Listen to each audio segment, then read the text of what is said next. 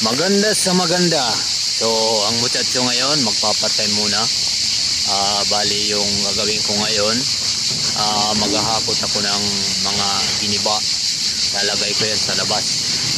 Dun sa gagawin naman parking lot. Yung sa labas. Yun ang ginagawa ngayon. So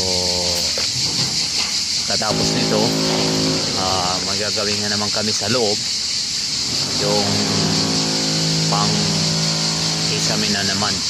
Yun lang.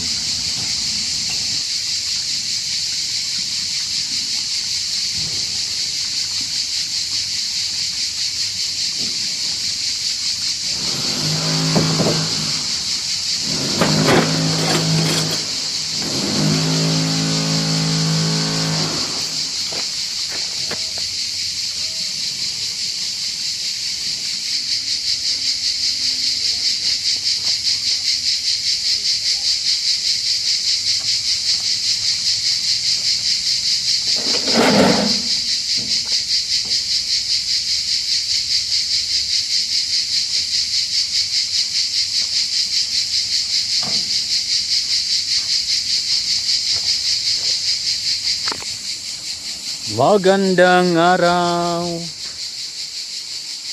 Magandang araw, maayong adlaw, maupayong adlaw. God is good. So nung unang araw, nagbili muna tayo ng mga material.